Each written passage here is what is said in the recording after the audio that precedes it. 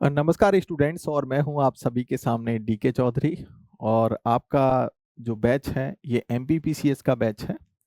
और एमपीपीसीएस में ये प्रीलिम्स का बैच आज से स्टार्ट हो चुका है। देखिए, पहले तो थोड़ा सा हम सिलेबस के रिगार्डिंग, क्योंकि आज जो हमारी क्लास है वो पॉलिटी यानी कि भारतीय राजव्यवस्था की क्लास है। तो सबसे पहले तो हमें ये समझ में आना चाहिए कि हमारा सिलेबस है क्या। क्योंकि जब तक हमें ये पता नहीं होगा कि हमें सिलेबस में क्या पढ़ना है क्या नहीं पढ़ना है, तब तक आप ये मान के चलो कि आप जो है सिलेक्शन नहीं ले पाओगे। तो सबसे पहले जब हम किसी सब्जेक्ट को पढ़ते हैं तो आयोग के अनुसार जो सिलेबस दिया होता है उसको सिलेबस को भी हमें देखना होता है। तो ये एमपीपीसीएस की आज पॉलिटी भारतीय राजव्यवस्था की क्लास है। तो सबसे पहले तो डिस्कशन कर लेते हैं हम सिलेबस के विषय में, और फिर उसके बाद हम टॉपिक को स्टार्ट कर देंगे। ठीक है। तो देखिए, यहाँ पर सबसे पहले हम देख लेते हैं कि जैसे सिलेबस में दिया हुआ है, जो मध्य प्रदेश आयोग का जो सिलेबस है पीसीएस का, तो उसमें एक टॉपिक दिया हुआ है राज्य की संवैधानिक व्यवस्था। अब यहाँ पर दिया हुआ है कि जैसे राज्य की अगर हम संवैधानिक व्यवस्था को देखें तो स्पष्ट लिखा हुआ है कि मध्य प्रदेश की संवैधानिक व्यवस्था हमें पढ़ना है। ठीक है। जैसे कि राज्यपाल के विषय में, मंत्रिपरिषद के विषय में, विधानसभा के विषय में, उच्च न्यायालय के विषय में। तो वैसे तो देखा जाए तो ये हमें जो पढ़ना है, अगर हम कहें तो इसको हम नॉर्मल वे में, जैसे हम मंत्रिपरिषद को पढ़ते हैं, राज्यपाल को पढ़ते हैं, या विधानसभा या विधान परिषद को या हाई कोर्ट को, तो वैसे तो हमें पढ़ना ही पढ़ना है। लेकिन बट हमें मध्य प्रदेश के जो है संदर्भ में भी इसको हमें देखना होगा। इसके अलावा मध्य प्रदेश के संदर्भ में हमें त्रिस्तरीय जो पंचायती राज व्यवस्था है एवं जो नगरीय प्रशासन व्यवस्था है इसको भी हमें देखना होगा। ठीक है। तो ये भी हमें देखना होगा, यानी कि 3 tier system of Panchayati Raj and urban urban administration in Madhya Pradesh. उसके बाद अगर हम देखें तो जैसे ब्रिटिश एक्ट का टॉपिक है, तो 1773 का एक्ट है, आपने देखा होगा 1813 का एक्ट है, 1833 का एक्ट है, 1858 का एक्ट है। तो कई एक्ट हैं, हालांकि उसके विषय में हम पढ़ेंगे। लेकिन सिलेबस में स्पष्ट दिया हुआ है कि 1919 का एक्ट और 1935 का जो एक्ट है वो पॉलिटी में काफ़ी महत्वपूर्ण है। तो इन पर मुख्यतः आप लोग इनकी सिलेबस में इसमें बहुत ज़्यादा हम फोकस करेंगे, क्योंकि क्वेश्चन ब्रिटिश एक्ट में मुख्यतः देखा जाए तो यहीं से बहुत ज़्यादा क्वेश्चन पूछा जाता है। उसके अलावा संविधान सभा हमें पढ़ना है। फिर संघ सरकार की जो कार्यपालिका है, राष्ट्रपति है और संसद है। बेशक इतना ही लिखा हुआ है कि संघ सरकार की कार्यपालिका हमें पढ़नी है, संसद पढ़नी है, हमें जो है राष्ट्रपति पढ़ना है। लेकिन बट इसका जो विस्तार है वो काफ़ी बड़ा है।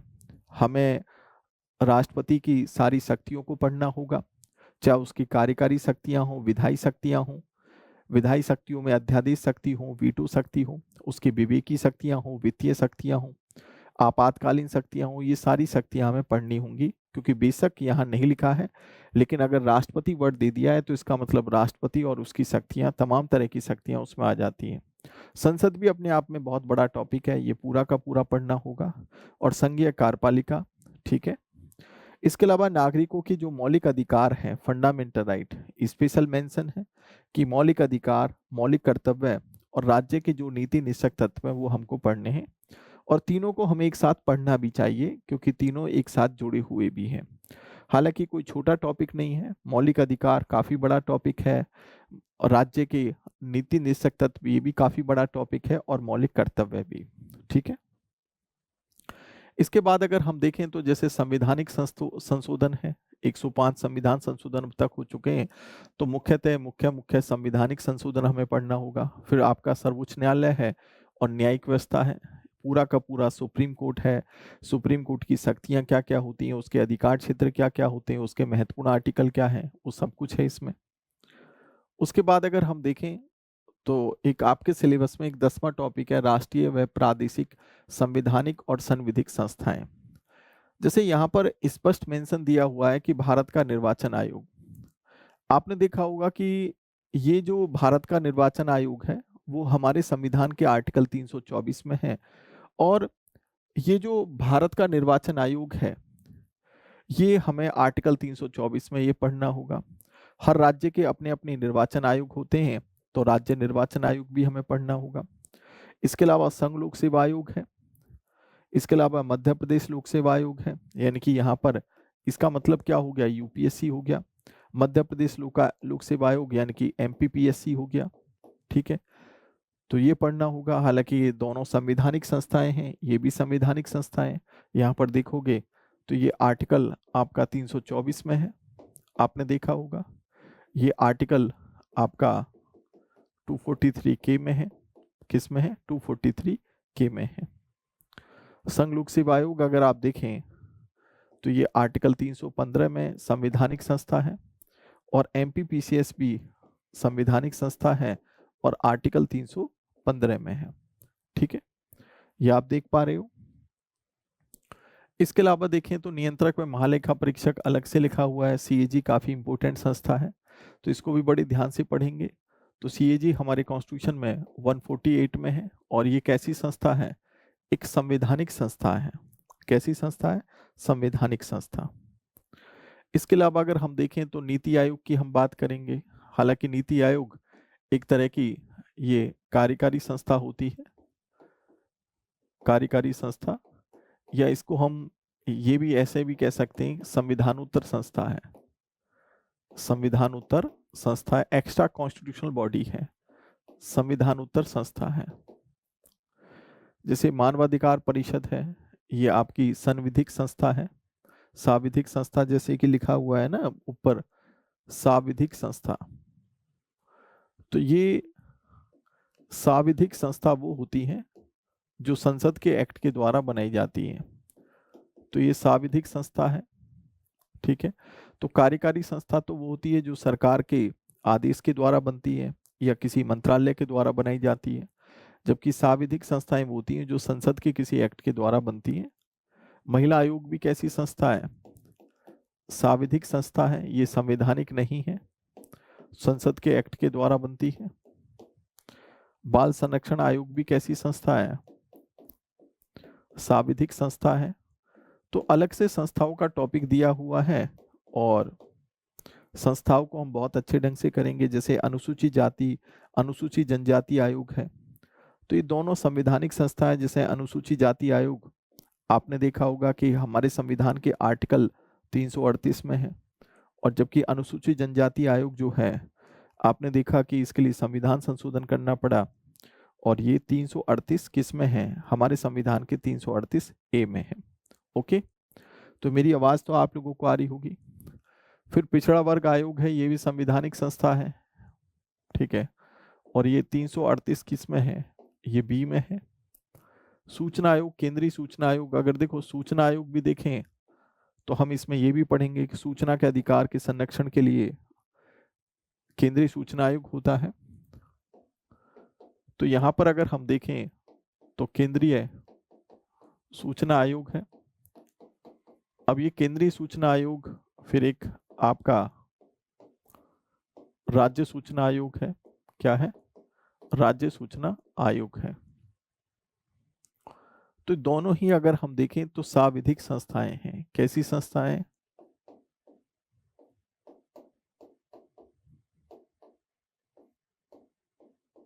साविधिक संस्थाएं दोनों। केंद्रीय सतर्कता आयोग देखें तो ये भी अपने आप में साविधिक संस्था है।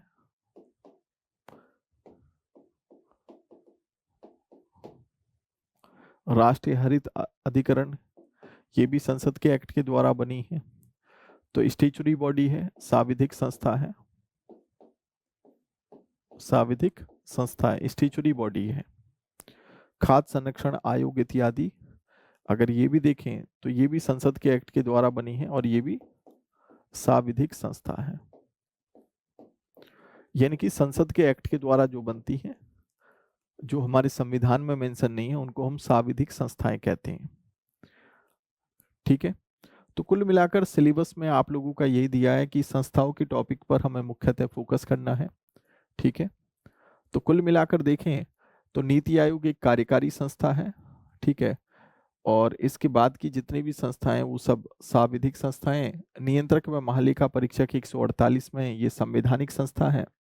इसके अलावा मध्य प्रदेश लोक सेवा आयोग, संघ लोक सेवा आयोग, राज्य निर्वाचन आयोग और भारत निर्वाचन आयोग, ये भी संवैधानिक संस्थाएं हैं।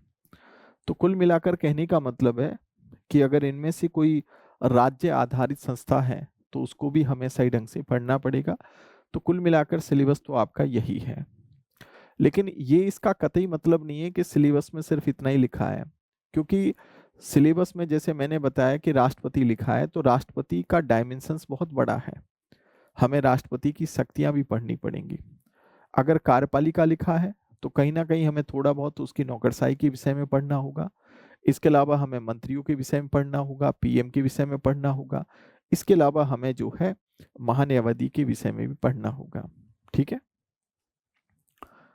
राइट। अब देखिए, आज का जो है हम टॉपिक जो है स्टार्ट कर देते हैं। तो पॉलिटी का टॉपिक, पॉलिटी में आप ये मान के चलो कि मोस्टली अधिकतर टॉपिक आपके जो है, ये जो आपका दिया हुआ है सिलेबस में, वो तो पढ़ाया जाएगा, लेकिन उनसे संबंधित जो टॉपिक हैं जहां से क्वेश्चन आने की पूरी संभावना होती है, तो वो टॉपिक भी आप लोगों के पढ़ाए जाएंगे। ओके, वो टॉपिक भी आप लोगों के क्या होंगे, पढ़ाए जाएंगे। ओके,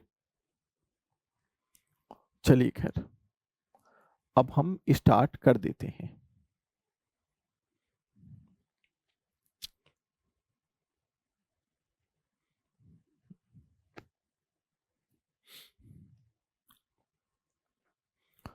देखिए, सबसे पहले तो आज की जो क्लास है हमारी,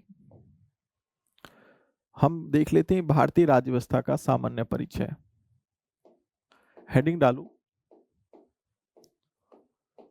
भारतीय राज्य व्यवस्था का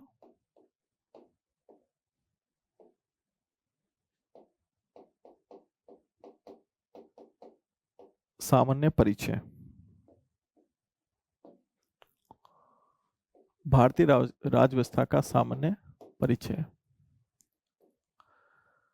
देखिए, भारतीय राज्य व्यवस्था का अगर हम सामान्य परिचय देखें, तो सामान्य परिचय में थोड़ा सा हम बेसिक बातों को पढ़ लेते हैं, यानी कि इसको इंग्लिश में हम कहेंगे an introduction.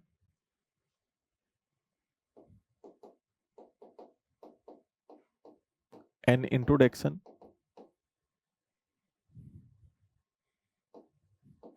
Of Indian polity.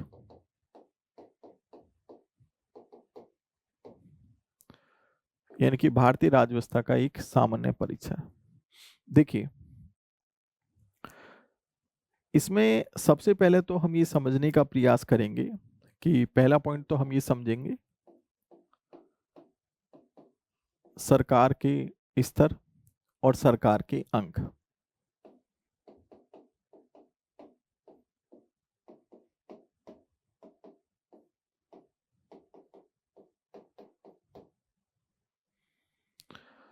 फिर दूसरे पॉइंट में हम पढ़ने की, इसमें पढ़ेंगे संविधान और राज्य व्यवस्था, यानी कि कॉन्स्टिट्यूशन क्या है और राज्य व्यवस्था और पॉलिटी क्या होती है। तीसरा देखें,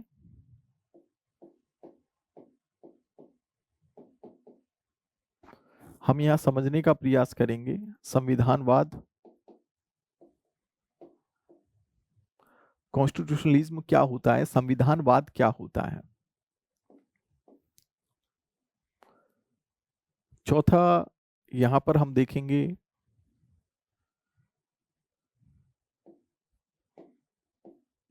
मूल ढांचे का सिद्धांत,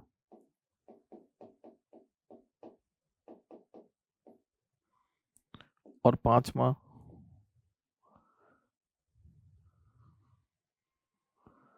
शक्तियों का पृथक्करण।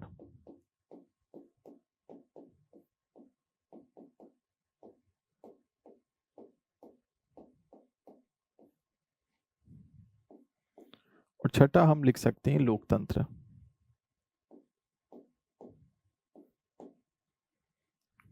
क्या कहेंगे, लोकतंत्र। या लोकतंत्र को हम संविधानवाद में भी देख सकते हैं एक तरीके से। किस में देख सकते हैं, संविधानवाद में भी लोकतंत्र, या हम लिख सकते हैं यहां पर राजतंत्र। ठीक है, तो ये पॉइंट है। तो इसको तो अगर हम कहें तो इसको तो हम टियर ऑफ गवर्नमेंट कह सकते हैं, और इसको हम ऑर्गन ऑफ गवर्नमेंट कह सकते हैं, सरकार के अंग। ये आपका इंग्लिश में अगर देखें तो इसको कॉन्स्टिट्यूशन और पॉलिटी कहेंगे।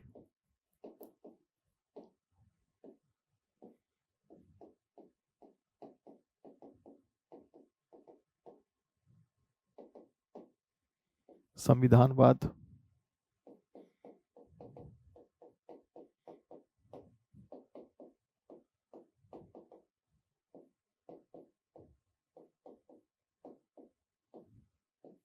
ये प्रिंसिपल ऑफ बेसिक स्ट्रक्चर है। ठीक है, तो मेरी आवाज आप लोगों को आ रही है, और ये फिर आपका सेपरेशन ऑफ पावर्स है, सेपरेशन ऑफ पावर्स। और एक है आपका, इसको हम डेमोक्रेसी कहते हैं,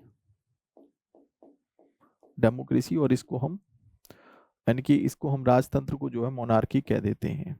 क्या कहते हैं? मोनार्की। देखिए पहली क्लास है, तो पहली क्लास में तो हल्का सा एक परिचय देखते हैं, क्योंकि कुछ बातें बेसिक होती हैं और बेसिक को समझना सबसे पहले जरूरी है। देखिए सबसे पहले हमें एक समझना क्या है कि सरकार के स्तर कितने होते हैं और सरकार के अंग कौन कौन से होते हैं।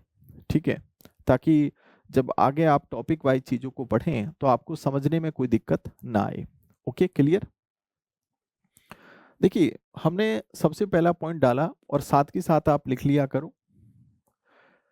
जैसे हम सबसे पहले देखते हैं सरकार के स्तर। देखिए सरकार के स्तर मतलब टियर ऑफ गवर्नमेंट।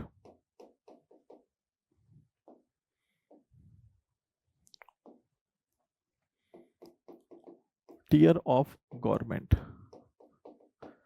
आपने देखा होगा कि सरकार जो है वो तीन तरह के, तीन स्तर हैं सरकार के। जैसे आपने देखा कि एक संघ सरकार है, जिसको हम केंद्र सरकार भी कह देते हैं।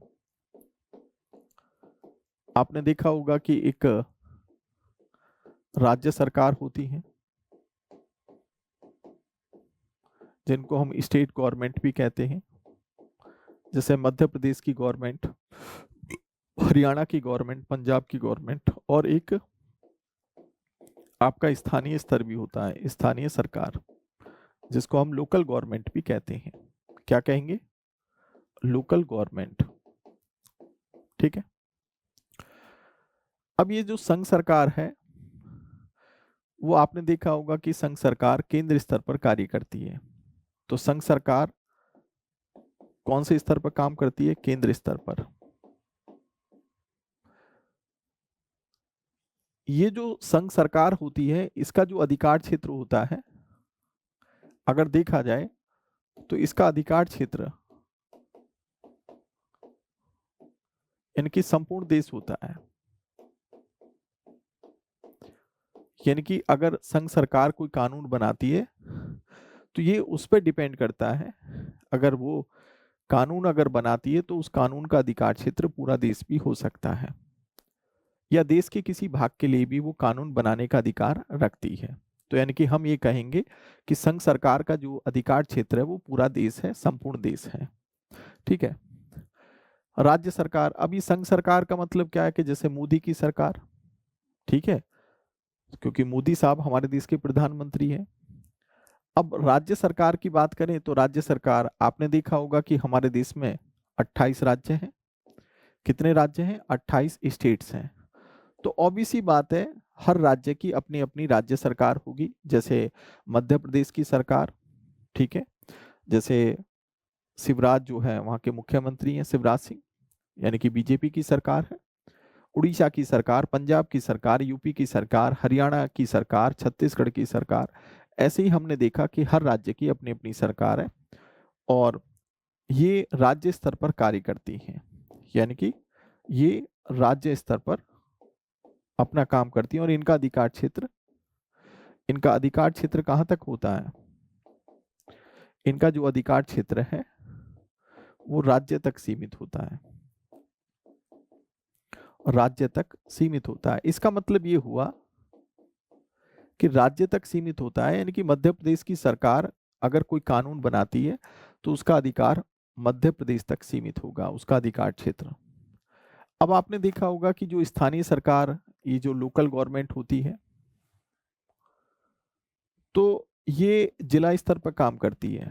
कौन से स्तर पर काम करती है? जिला स्तर पर। हालांकि हर राज्य की जो स्थानीय सरकार होती है, तो हम यहां पर ये कह सकते हैं कि स्थानीय सरकार राज्य सरकार के अधीन होती है, राज्य सरकार के अधीन होती है। यानी कि हर राज्य की अपनी अपनी स्थानीय सरकार होती है, और स्थानीय सरकार में आपने देखा कि पंचायतें भी आती हैं और नगर पालिकाएं भी आती हैं। तो आपने खूब नाम सुना होगा पंचायतों में, जैसे जिला पंचायत, ब्लॉक पंचायत, ग्राम पंचायत। नगर पालिकाओं में नाम सुना होगा आपने नगर निगम, नगर परिषद और नगर पंचायत। तो स्थानीय सरकार में हम ये कह सकते हैं कि पंचायती और नगर पालिकाएं आती हैं और ये राज्य सरकार के अधीन होती हैं। इसका मतलब मध्य प्रदेश सरकार की अपनी पंचायतें होंगी, अपनी नगर पालिकाएं होंगी, और इनके लिए कानून कौन बनाएगा? उस राज्य की राज्य सरकार बनाती है। तो मोटा मोटा तो हमने समझा कि हमारे देश में 3 तरह की सरकारें काम कर रही हैं: संघ सरकार, राज्य सरकार और स्थानीय सरकार। ठीक है। अब जैसे कई बार आपने देखा होगा कि आपके दिमाग में आ रहा होगा कि सर फिर संघ शासित प्रदेश क्या होता है? देखिए, नोट करके एक पॉइंट हम लिख सकते हैं कि जो संघ शासित प्रदेश होते हैं, अब जैसे आप जानते हो कि संघ शासित प्रदेश को हम क्या कहते हैं? संघ शासित प्रदेश को हम यूनियन टेरिटरी कहते हैं। ये संघ शासित प्रदेश केंद्र सरकार के अधीन होते हैं। संघ सरकार यानी कि केंद्र सरकार के अधीन होते हैं। यहां पर थोड़ा सा कुछ पॉइंट हैं जो समझाने वाले हैं। देखो, अब जो संघ शासित प्रदेश हैं, आपने देखा कि यूनियन टेरिटरी कितने हैं हमारे देश में? 8 है। तो ये जितने भी हमारे देश में यूनियन टेरिटरी हैं, जैसे दिल्ली है, आपका जम्मू कश्मीर हो गया, लद्दाख हो गया, अंडमान निकोबार हो गया, लक्षद्वीप हो गया, दादर एंड नागर हवेली और दमन दीप हो गया, ठीक है, आपका लक्षद्वीप हो गया, अंडमान निकोबार हो गया, गोवा, यानी कि गोवा तो खैर नहीं है, गोवा तो राज्य है, तो ये चंडीगढ़ है। ये जितने भी 8 के 8 यूनियन टेरिटरी हैं, ये केंद्र सरकार के अधीन होते हैं, यानी कि केंद्र सरकार का ही इनके ऊपर कंट्रोल होता है। वो एक अलग बात है कि अगर हम इन 8 में से अगर हम बात करें दिल्ली की, जम्मू कश्मीर की, या अगर हम बात करें इसमें पुडुचेरी की, तो ये 3 यूटी ऐसी हैं जो जहां पर खुद की सरकारें भी काम करती हैं, लेकिन बट उन पर नियंत्रण फिर भी किसका होता है? केंद्र सरकार का होता है। तो यानी कि कुल मिलाकर कहने का मतलब है कि फिलहाल तो इतना ही समझो कि 8 यूनियन टेरिटरी हैं और उन पर नियंत्रण किसका होता है? केंद्र सरकार का होता है। देखिए, अब यहां पर एक बात समझ लो थोड़ा सा, कि जैसे मैंने आप लोगों को ये बताया कि संघ सरकार और राज्य सरकार, ये जो होता है, क्योंकि भारत में संघात्मक प्रणाली होती है, तो संघ सरकार और राज्य सरकार के बीच जो है, यानी कि संघात्मक शासन काम करता है। अब संघात्मक को मैं अच्छे तरीके से जब संविधान की विशेषताएं पढ़ाऊंगा तो वहां पर बहुत अच्छे से आपको समझाऊंगा, लेकिन मैं थोड़ा सा समझा देता हूं कि हमारे देश में फेडरेशन है, हमारे देश में संघीय प्रणाली काम करती है, हमारे देश में संघात्मक व्यवस्था काम करता है, जिसका मोटा मोटा मतलब ये हुआ कि हमारे देश में केंद्र की सरकार अलग काम करती है और राज्यों की सरकारें अपना अलग काम करती हैं। ठीक है। इनके शक्तियों का विभाजन कर दिया जाता है कि भाई तुम्हारे पास ये काम होगा, तुम्हारे पास ये काम होगा। जैसे परिवार में आपने देखा होगा कि अगर मान लो 2 लड़कियां हैं, सीता और गीता, उन दोनों में आपस में क्यों लड़ाई होती है? क्योंकि काम का बंटवारा नहीं है। अब सुबह सुबह उनकी लड़ाई इसलिए हो जाती है कि मैं खाना नहीं बनाऊंगी, तू खाना बनाएगी, तू खाना बनाएगी, मैं खाना नहीं बनाऊंगी, मैं झाड़ू नहीं लगाऊंगी। अब इसका कारण क्या है? कारण यही है कि विषयों का बंटवारा नहीं है। तो ये है कि अगर उनके विषयों का बंटवारा कर दिया जाए कि भाई तुम्हारा सुबह का खाना बनाओ, तुम शाम का खाना बनाओ, इसी को हम क्या कहते हैं? विषयों का बंटवारा कहते हैं। तो कुल मिलाकर हमारे संविधान ने क्या काम किया हुआ है कि भाई जब तक इनके विषयों का बंटवारा नहीं करोगे तो ऐसे तो इनमें लड़ाई होती रहेगी। तो यही कारण है कि हमारे संविधान में जो 7वीं अनुसूची है वो विषयों के बंटवारों को लेकर है, जिसमें सूचियां लिस्ट वगैरह दी हुई है। तो संघ सरकार के अपने विषय हैं जिनके दायरे में वो अपना कानून बनाने का अधिकार रखता है, और राज्य सरकार के अपने विषय हैं जो अपने दायरे में वो कानून बनाने का अधिकार रखता है। लेकिन स्थानीय सरकार राज्य सरकार के अधीन होती है। हो सकता है कुछ पॉइंट आपको अभी समझ में ना आ रहे हो, क्योंकि आप में से बहुत से बच्चे पहली बार भी पढ़ रहे होंगे। ठीक है, तो मोटा मोटा सिर्फ इतना समझो अभी कि हमारे देश में 3 तरह की सरकारें काम करती हैं। संघ सरकार, जिसको हम केंद्र सरकार कहते हैं, इसका अधिकार क्षेत्र पूरा देश होता है। राज्य सरकारें, हमारे देश में 28 राज्य हैं, हर राज्य की अपनी अपनी राज्य सरकार होती है और उसका अधिकार क्षेत्र अपने राज्य तक सीमित होता है। फिर होती हैं स्थानीय सरकारें जो जिले स्तर पर काम करती हैं और ये राज्य के अधीन होती हैं। और स्थानीय स्तर पर आपने देखा होगा कि पंचायतें और नगर पालिकाएं होती हैं, और जिनके लिए कानून कौन बनाता है? खुद उस राज्य की राज्य सरकार बनाती है, क्योंकि स्थानीय सरकारें राज्य सरकार के अधीन होती हैं। तो मोटा मोटा एक चीज तो आप लोगों को समझ में आ गया होगा। और यूनियन टेरिटरी जो होते हैं वो संघ शासित प्रदेश होते हैं और वो केंद्र सरकार के अधीन होते हैं। उन पर कंट्रोल किसका होता है? केंद्र सरकार का। ठीक है, ये बात तो आप लोगों को समझ में आ गई होगी। अब बात यहां पर आती है कि चलो हम आगे बढ़ते हैं। फिर बात आती है यहां पर, अगर हम देखें तो फिर आते हैं सरकार के अंग। देखिए, अगर मैं सरकार के अंग की बात करूं, यानी कि सरकार के अंग का मतलब होता है कि ऑर्गन ऑफ गवर्नमेंट। देखिए, सरकार के अंग, ऑर्गन ऑफ गवर्नमेंट। तो ये जो ऑर्गन ऑफ गवर्नमेंट है, अगर हम देखें तो आपने देखा होगा कि सरकार के 3 अंग होते हैं। कोई भी सरकार हो, सरकार के 3 अंग होते हैं। एक हम कहते हैं कि कार्यपालिका, जिसको हम एग्जीक्यूटिव बोलते हैं। एक होती है विधायिका,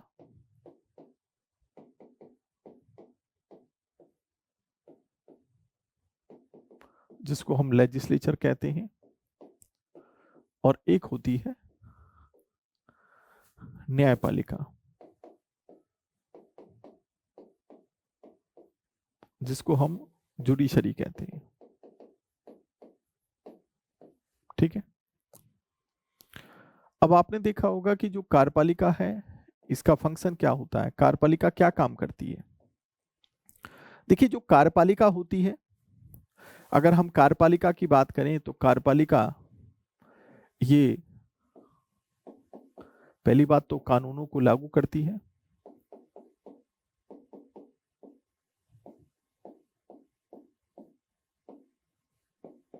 और दूसरी बात अगर हम देखें तो जो कार्यपालिका होती है वो नीतियों को बनाती है।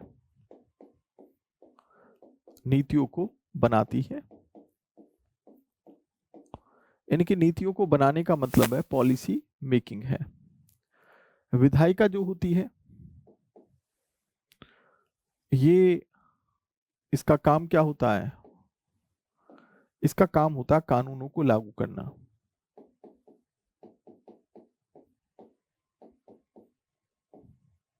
कानूनों को बनाना, कानूनों को बनाना। ओके।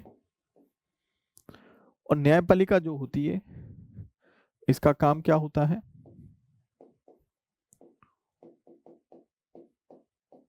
जन विवादों को, जन विवादों को दूर करना या जन विवादों को सुलझाना।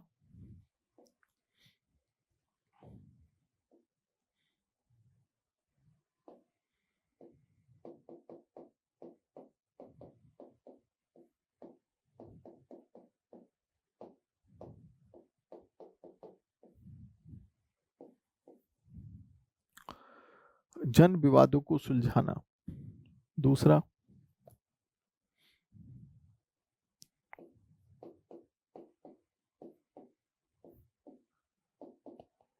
मौलिक अधिकारों की रक्षा करना। और तीसरा, संविधान और विधियों की व्याख्या करना। संविधान और विधियों की व्याख्या करना।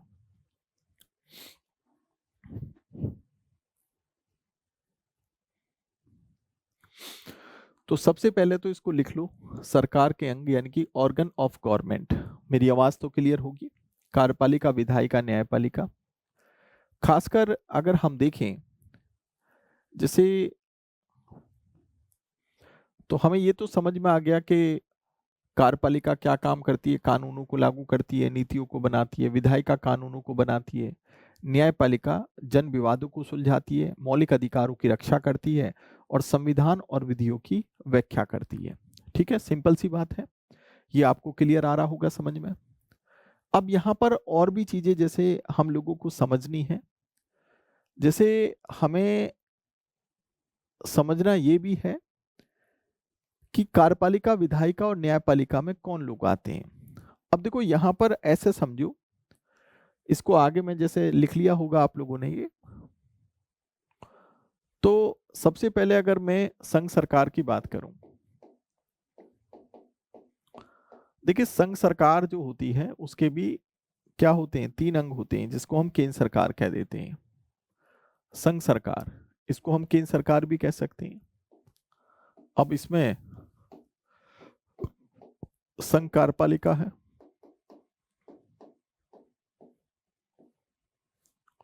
इसमें संघ विधायिका है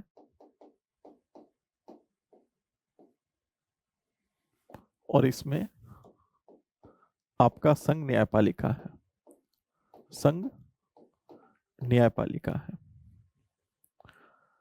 संघ विधायिका को हम संसद भी कह देते हैं। अब आपके दिमाग में आ रहा होगा कि शरीर में कौन है भाई, ये तो समझ में आ गया कि कार्यपालिका का काम क्या होता है, नीतियों को बनाना और कानूनों को लागू करना, यही तो काम है। तो ये जो संघ कार्यपालिका होती है, अगर हम इसमें देखें तो संघ कार्यपालिका एक तो होती है स्थायी, भाई स्थायी कार्यपालिका होती है।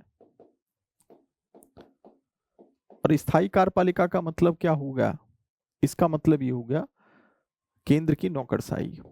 केंद्र की इसमें नौकरशाही आ जाती है,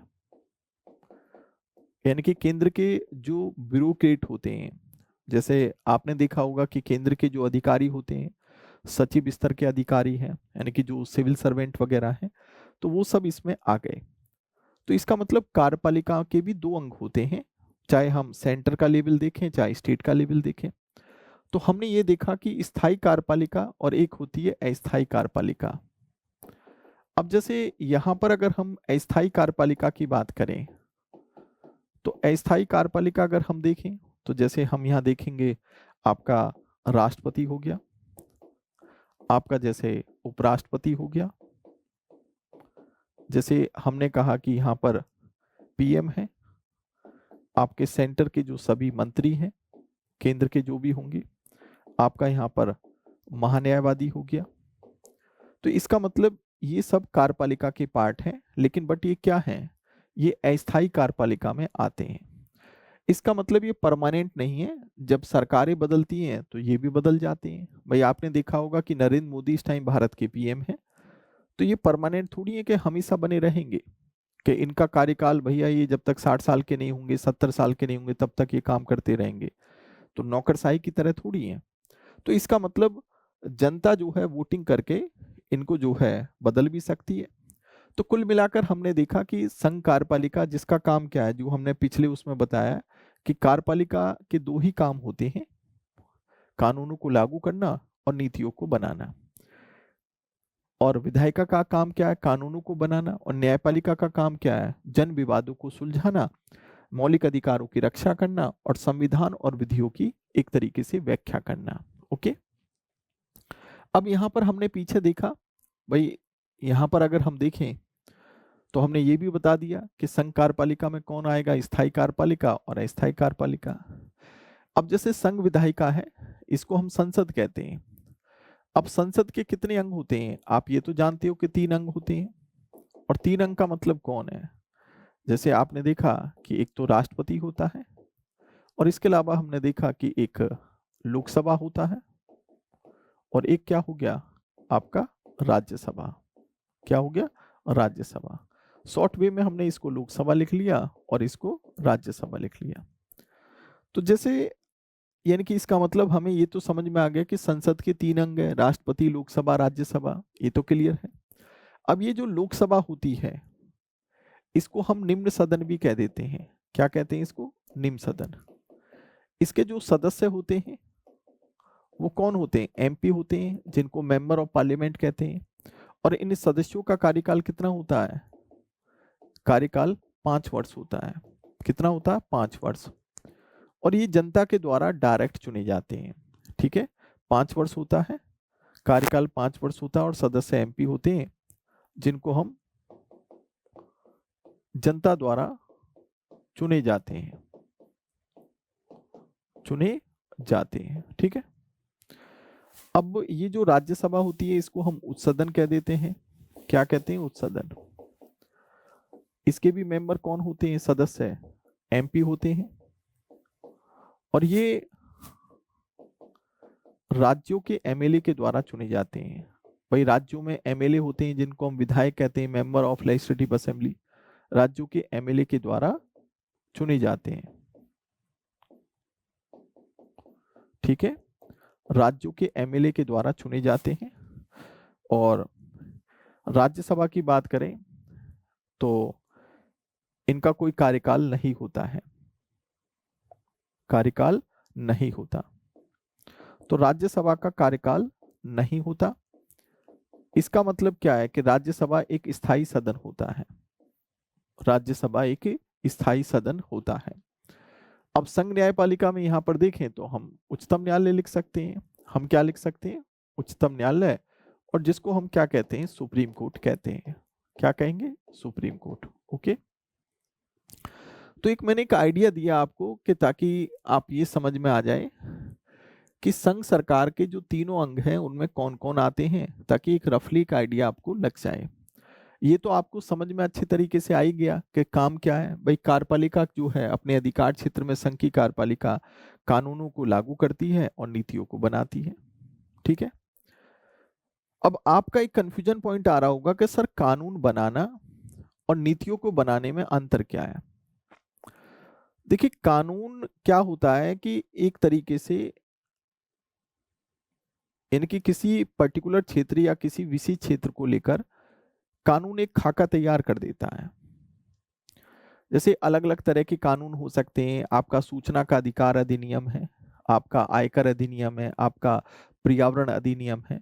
ठीक है, तो हजारों क्षेत्र के कानून होते हैं, लेकिन उसको इम्प्लीमेंट कैसे किया जाएगा, कैसे उसको हम जो है क्रियान्वित करेंगे, तो उसके लिए क्या है कि नीतियां बनाई जाती हैं। जैसे एक सिंपल सा एग्जाम्पल, आपने देखा कि कोरोना काल में सरकार के द्वारा एक नीति बनी कि भाई हम कोरोना काल में, जब कोरोना था तो उस टाइम आपने देखा कि कोई भी घर के बाहर 11 बजे के बाद नहीं निकलेगा, और 11 बजे से लेकर जो है सुबह के 6 बजे तक या 5 बजे तक जो है वो ऐसा ड्यूरेशन होगा कि अगर कोई घूमता हुआ मिला तो पुलिस उसको पकड़ लेगी। तो एक कहने का मतलब है कि किसी कानून को लागू करने के लिए हम इस तरीके से अगर कोई पॉलिसी बनाते हैं, मैंने एक एग्जाम्पल देने का आपको प्रयास किया।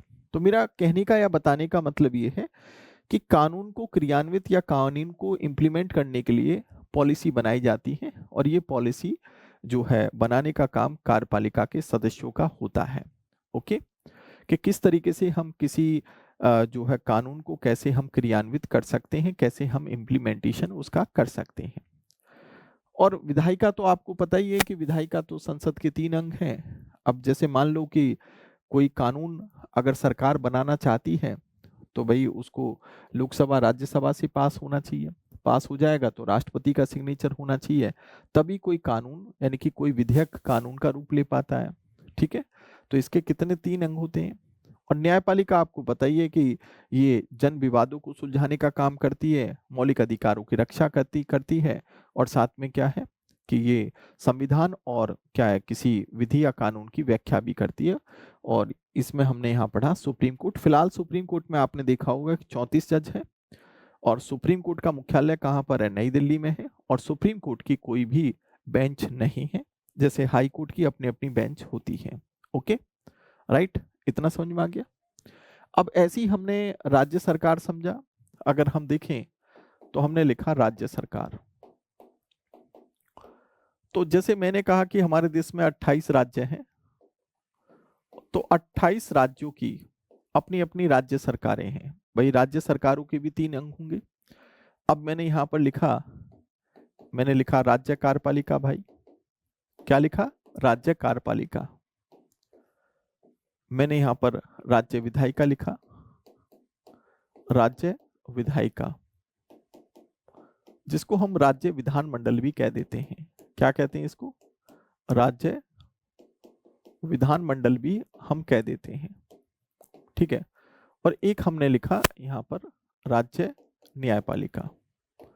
अब राज्य न्यायपालिका में अगर हम देखें, इसको हम स्टेट जुडिशरी कहते हैं। तो 3 अंग यहां पर भी है। अब राज्य कार्यपालिका में भी वैसे ही है कि स्थायी कार्यपालिका है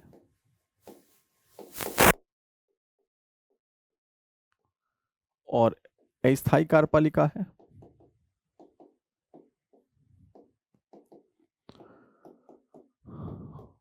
तो ऑब्वियस सी बात है, इसमें तो राज्य की नौकरशाही आ जाएगी, जैसे एसडीएम है, डीएसपी है, राज्य नौकरशाही।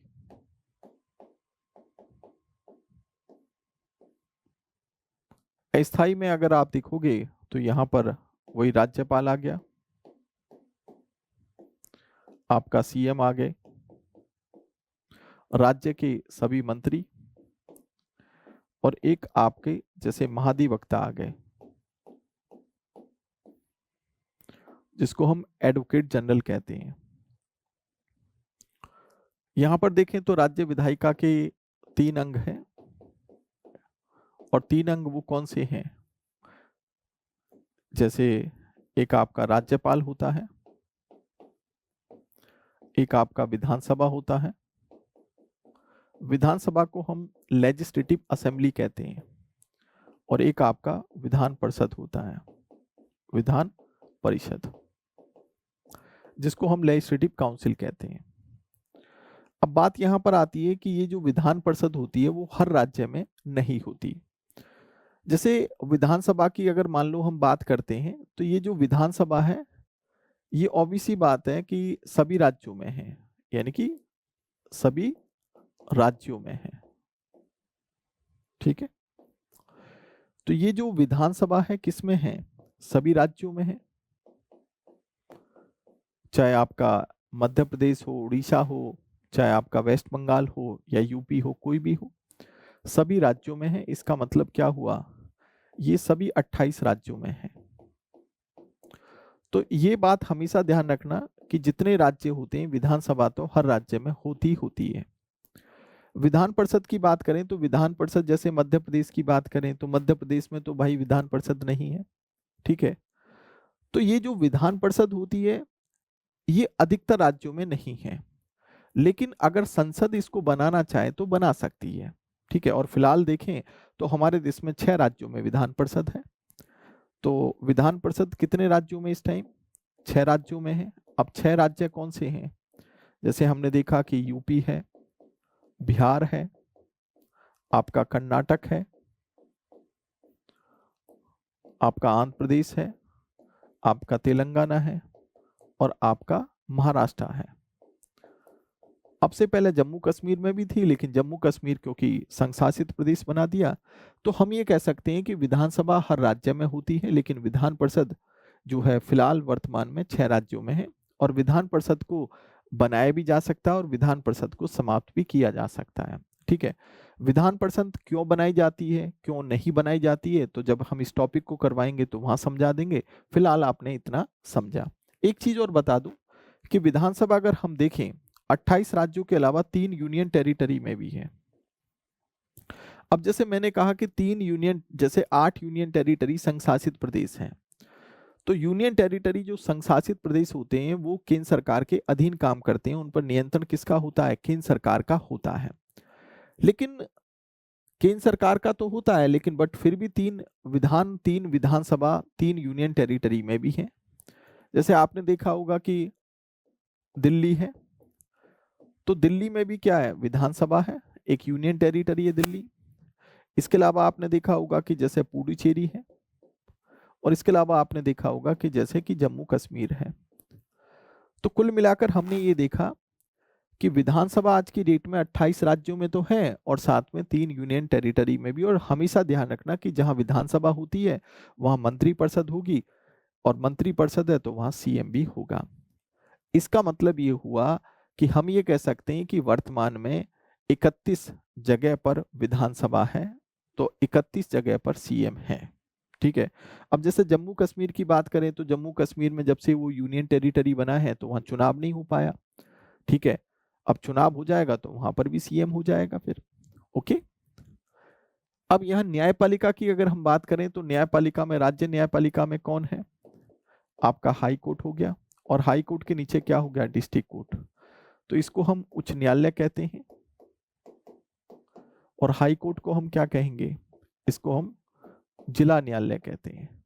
तो ये जो जिला न्यायालय होते हैं वो हाई कोर्ट के अधीन ही होते हैं। किसके अधीन होते हैं, हाई कोर्ट के। तो मैंने आपको जो है स्ट्रक्चर बताया कि अगर आप देखोगे तो अगर हम बात करें, जैसे मध्य प्रदेश की बात करें, तो मध्य प्रदेश में राज्य कार्यपालिका होगी, राज्य विधायिका होगी, राज्य न्यायपालिका होगी।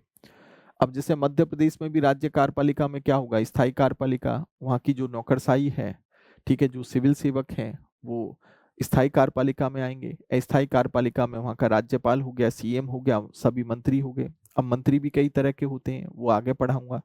जैसे कैबिनेट मंत्री भी होते हैं, राज्य मंत्री भी होते हैं, आपके जो उप मंत्री भी होते हैं, और स्वतंत्र प्रभार राज्य मंत्री भी होते हैं। ओके, अब महाधिवक्ता है जिसको एडवोकेट जनरल कहते हैं, ये राज्य सरकार का प्रथम विधि अधिकारी होता है जो राज्य सरकार के केसों को लड़ता है। यहाँ पर 3 अंग हैं, जैसे मध्य प्रदेश में विधानसभा है और राज्यपाल है, विधान परिषद वहां नहीं है। लेकिन बट कुछ राज्यों में विधान परिषद है, और वो 6 राज्य हैं, यूपी, बिहार, कर्नाटक, आंध्र प्रदेश, तेलंगाना और महाराष्ट्र। ठीक है, तो आई थिंक एक रफली आइडिया आपको लग गया होगा। ओके, अब थोड़ा सा अगर हम समझे तो जैसे आपने देखा होगा कि स्थानीय सरकार, तो स्थानीय सरकार के विषय में आप देखोगे तो अगर मैं स्थानीय सरकार की बात करूं तो स्थानीय सरकार जो होता है वो राज्य सूची का विषय होता है, राज्य सूची का विषय है। अब राज्य सूची का विषय है तो इसका मतलब क्या, इस पर राज्य सरकार कानून बना सकती है, यानी कि इसका मतलब स्थानीय सरकार जो है वो जिला स्तर पर होता है और राज्य सरकार कानून बनाती है। राज्य सरकार क्या करती है, कानून बनाती है।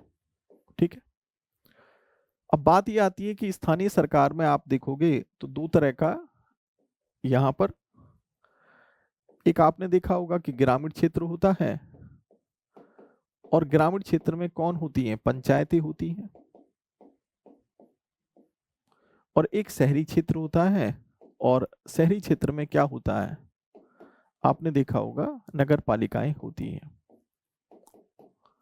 नगर पालिकाएं होती हैं। ठीक है, अब आगे का स्ट्रक्चर देखें तो जब हम मध्य प्रदेश को क्लियर करेंगे, इसके लोकल गवर्नमेंट को पढ़ाएंगे तो वहाँ मध्य प्रदेश का भी लोकल गवर्नमेंट पढ़ा देंगे। वैसे तो अमूमन देखा जाए पंचायतों में जिला पंचायत, ब्लॉक पंचायत, ग्राम पंचायत होती हैं, नगर पालिकाओं में नगर निगम, नगर परिषद और नगर पंचायत ही होती हैं। ठीक है, क्योंकि लोकल गवर्नमेंट में स्थानीय यानी कि आपका शहरी क्षेत्र भी होता है और ग्रामीण क्षेत्र भी होता है। ओके, तो ये मैंने एक सरकार के अंग बता दिए। क्लियर हो गया? आई थिंक ये पॉइंट तो आपको समझ में आपको आ गया होगा, राइट? तो यानी कि हमारा जो पहला टॉपिक था, हमने पहला पॉइंट कि भाई हम कुछ बेसिक बातें समझ लेती हैं, तो हमने कहा कि सबसे पहले हम समझ पाते हैं सरकार के स्तर और सरकार के अंग। तो हमने टीयर ऑफ गवर्नमेंट समझा, हमने गवर्नमेंट के अंग भी समझ लिए। ओके, अब बात आती है कि आपके दिमाग में आता है कि क्योंकि जब हम राज्य व्यवस्था को पढ़ते हैं तो हम संविधान को भी पढ़ते हैं, तो संविधान और राज्य व्यवस्था में क्या डिफरेंस है, और संविधान है तो क्या है, राज्य व्यवस्था है तो फिर क्या है, इन दोनों का डिफरेंस क्या है। तो ये भी बड़ी बेसिक सी चीज है जो कि हमें समझना जरूरी है। तो अब हम यहाँ पर ये समझ लेते हैं कि संविधान और राज्य व्यवस्था को लेकर, फिर हम संविधानवाद को लेकर समझेंगे कि संविधानवाद का मतलब क्या है, फिर मूल ढांचे का सिद्धांत, शक्तियों का सेपरेशन, और फिर लोकतंत्र और राजतंत्र। तो ये बेसिक चीजें जब खत्म हो जाएंगी तो हम फिर शुरू से स्टार्ट करेंगे ब्रिटिश एक्ट से, जिन पे हमारा मुख्यतः फोकस 1935 का एक्ट और 1919 के एक्ट पर मुख्य फोकस होगा, क्योंकि आपके सिलेबस में मुख्य रूप से वो चीज मेंशन है। ओके, तो यहां पर संविधान और राज्य व्यवस्था को अगर हम समझें, अगर हम संविधान और राज्य व्यवस्था को समझें, देखो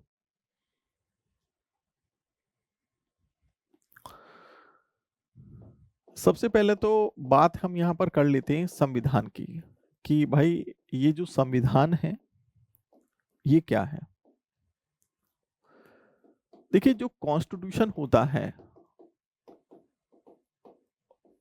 ये जो कॉन्स्टिट्यूशन होता है वो लोकतंत्र में भी हो सकता है और राजतंत्र में भी हो सकता है। यानी कि ये लोकतंत्र में भी हो सकता है और ये राजतंत्र में भी हो सकता है। जैसे अगर हम कहें, जैसे अगर हम भारत की बात करें, भारत है, आपका यूएसए है, तो ये लोकतांत्रिक देश है, उनका अपना संविधान है। लेकिन अगर हम राजतंत्रीय देश की बात करें, मोनार्किकल देश की बात करें, तो हम देखते हैं कि जैसे आपने देखा होगा कि सऊदी अरब, हम देखते हैं कि नॉर्थ कोरिया, तो ये राजतंत्रीय देश हैं और इनके भी संविधान है। लेकिन दोनों के संविधान में अंतर है, वो हम संविधानवाद में समझेंगे। लेकिन बट ये बात अपने दिमाग में बिल्कुल रखिए कि ऐसा नहीं है कि लोकतांत्रिक देशों के ही संविधान होते हैं, संविधान राजतंत्रीय देशों के भी होते हैं। ठीक है, अब बात यहां पर आती है कि जो संविधान है, अगर हम भारतीय संविधान की बात करें, देखो जैसे अगर हम भारतीय संविधान की बात करें,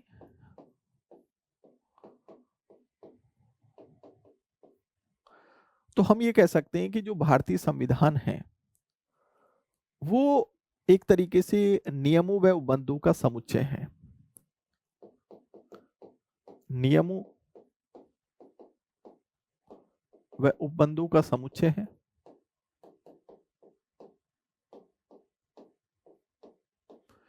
क्योंकि हमारे संविधान में क्या है, प्रोविजंस ही तो दिए, नियम ही तो दिए हुए हैं। तो एक सेट ऑफ क्या है, प्रोविजंस है। भारतीय संविधान को हम ये कह सकते हैं कि भारतीय संविधान जो है वो सर्वोच्च विधि है,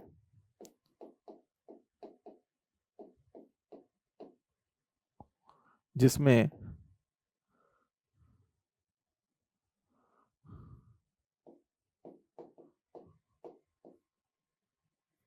कार्यपालिका, विधायिका और न्यायपालिका के अधिकार और शक्तियां हैं।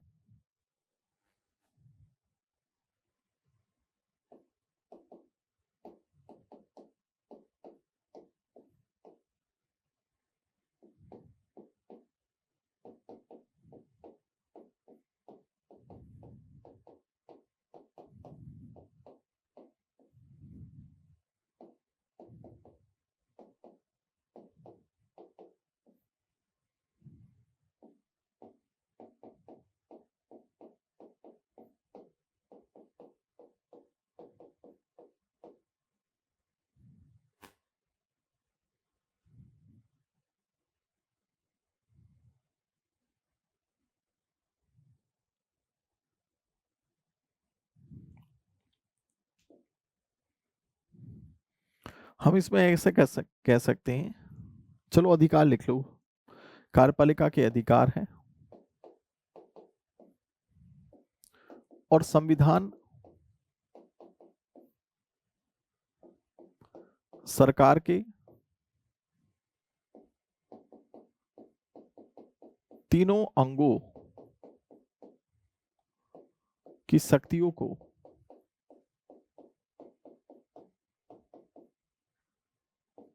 सीमित भी करता है।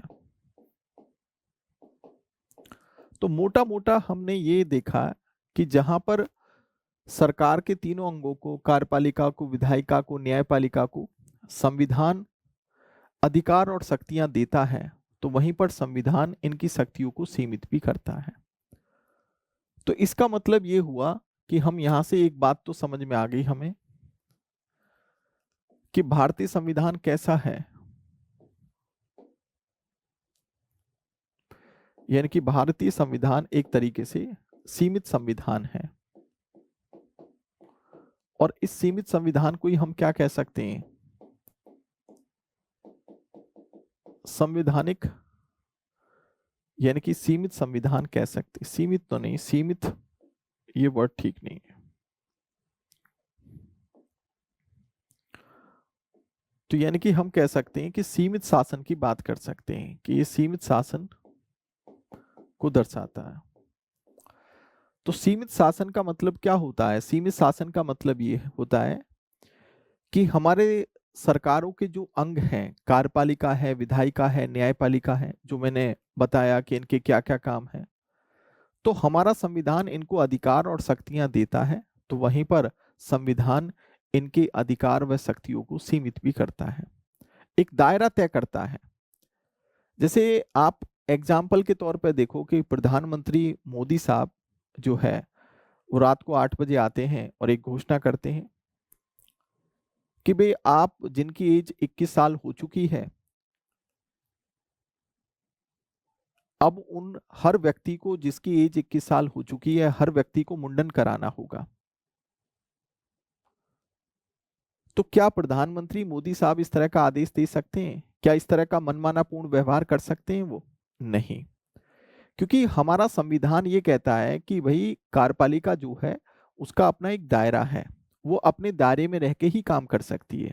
इसका मतलब ये नहीं कि भाई आप मनमानापूर्ण व्यवहार जो भी करना चाहे या मनमानापूर्ण आदेश कोई भी देना चाहो तो आप दे सकते हो, ऐसा नहीं हो सकता। हमारे प्रधानमंत्री मोदी साहब रात को 8 बजे आए और कहने लगे कि जिनकी एज 21 साल हो चुकी है अब उनको शादी करने का अधिकार नहीं है, चाहे मेल हो फीमेल हो। तो क्या ऐसा मोदी साहब कर सकते हैं? नहीं, क्योंकि शादी करने का अधिकार हमारा एक मौलिक अधिकार है जो आर्टिकल 21 में आता है, वो हमारे इस मौलिक अधिकार को नहीं छीन सकते। तो इसका मतलब ये हुआ, मोटा मोटा मतलब यही है कि अगर हम संविधान जो है एक तरीके से नियमों का या उपबंधों का एक समुच्चय है, तो संविधान को सर्वोच्च विधि माना जाता है, क्योंकि सारी जितनी भी विधियां या कानून बनते हैं वो सब संविधान के अनुसार बनते हैं। तो संविधान कार्यपालिका, विधायिका और न्यायपालिका को, यानी कि सरकार को जहां पर वो अधिकार और शक्तियां देता है, क्योंकि सरकार के अंगों को शक्तियां तो यहीं से मिलती हैं संविधान से, तो वहीं पर उनकी शक्तियों को वो सीमित भी करता है। इसको हम कहते हैं सीमित शासन। इसका मतलब भारत का जो संविधान है वो एक सीमित शासन को अपनाता है, मोटा मोटा मतलब यही हो गया। ठीक है, तो भारतीय संविधान समझ में आ गया कि भारतीय संविधान का मतलब क्या है। अब देखिए, अब जैसे थोड़ा सा संविधान के विषय में और थोड़ा खोल के देखें तो यहां पर एक पॉइंट आता है, तो लिख लिया होगा।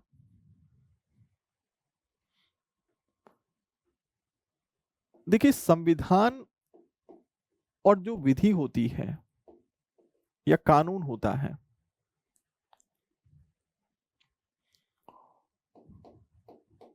विधि या हम कानून कह देते हैं, तो इसमें एक थोड़ा अंतर होता है।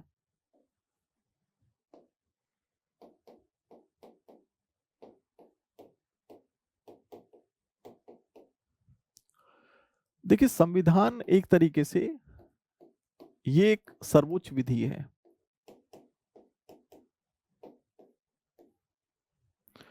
जबकि कानून या विधि जो होती है, कोई भी विधि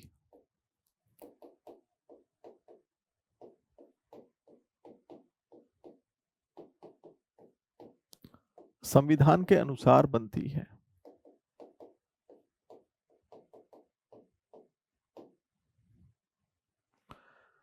जैसे आपने देखा होगा कि आरटीआई 2005, सूचना का अधिकार अधिनियम,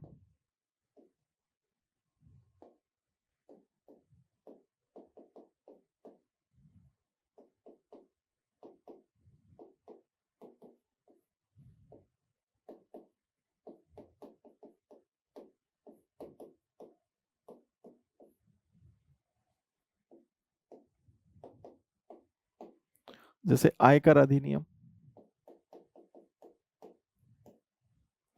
या हमारा आईपीसी 1860, या सीआरपीसी 1973, आईपीसी भारतीय दंड संहिता, आपराधिक प्रक्रिया संहिता। तो यहां पर हमने एक चीज और देखें,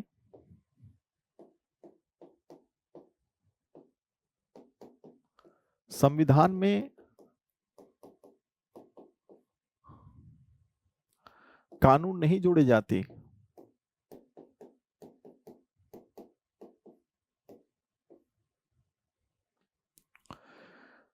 तो कहने का मतलब है कि अगर सरकार कोई भी कानून बनाती है, जैसे सूचना का अधिकार अधिनियम हो गया, या भारतीय दंड संहिता 1860 हो गया, या हम कोई भी कानून देखें, या डोमेस्टिक वायलेंस एक्ट 2005 हो गया, जिसको घरेलू हिंसा अधिनियम कहते हैं, या इसके अलावा हम दहेज प्रतिषेध अधिनियम 1961 कहें, तो कहने का मतलब है कि पर्टिकुलर हर सेक्टर में अलग अलग कानून हो सकते हैं, और हजारों कानून इस टाइम है भी। लेकिन इसका मतलब ये नहीं कि कोई कानून अगर बनेगा तो वो संविधान में जोड़ दिया जाएगा, लेकिन जो भी कानून बनेगा वो संविधान के अनुसार बनेगा। तो इसका मतलब ये थोड़ी है कि सूचना का अधिकार अधिनियम जो है हमारे संविधान में कहीं जोड़ दिया गया है, आयकर अधिनियम हमारे संविधान में कहीं वर्णित है, ऐसा नहीं है। भारतीय दंड संहिता 1860 हमारे संविधान में कहीं वर्णित नहीं है। तो मेरा कहने का या बताने का मतलब ये था कि संविधान को एक सर्वोच्च विधि माना जाता है।